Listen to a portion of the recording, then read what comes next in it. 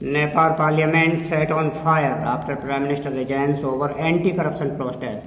Prime Minister KP Sharma Oli has resigned amid Nepal's worst unrest in decades, as public anger mounts over the death of 90 anti-corruption protesters in clashes with police on Monday. On Tuesday, crowds set fire to parliament in the capital city of Kathmandu, sending thick black smoke billowing into the sky.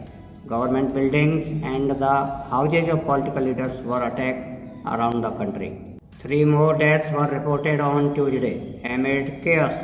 Jail officials said 900 inmates managed to escape from the prisons in Nepal's western district.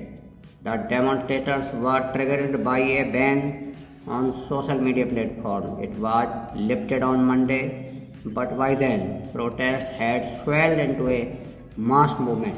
Nepal's army chief issued a statement late on Tuesday, accusing demonstrators of taking advantage of the current crisis by damaging, looting and setting fire to public and private property.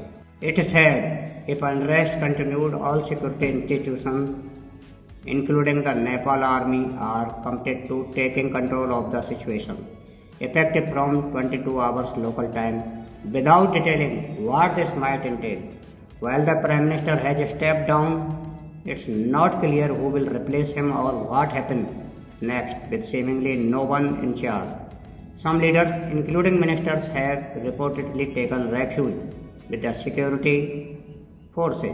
So far, the protesters have not spelled out their demand, apart from rallying under the broader anti-corruption call, with no organized leadership.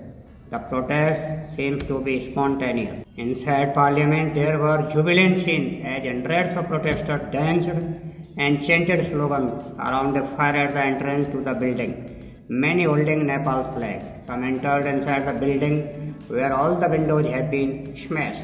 Corruption has been a long time issue. It has happened now, and we are more than happy to witness this and fight for this.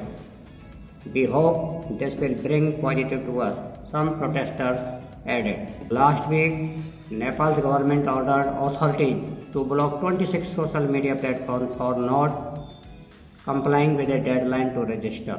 Platforms such as Instagram and Facebook have millions of users in Nepal who rely on them for entertainment, news and businesses. The government justified its ban in the name of tackling the fake news, hate speech and online fraud. But young people criticize the move as an attack on free speech. Although the ban was lifted on Monday night, the protests had already gained unstoppable momentum, targeting the political elite and plunging the nation into chaos. Today, protests continued unabated. A crowd in Kathmandu touched the headquarters of the Nepali Congress Party, a part of governing coalition, and the house of its leader Sher Bahadur Deva. The house of KP Oli, a 73-year-old four-time Prime Minister who leads the government, was set on fire.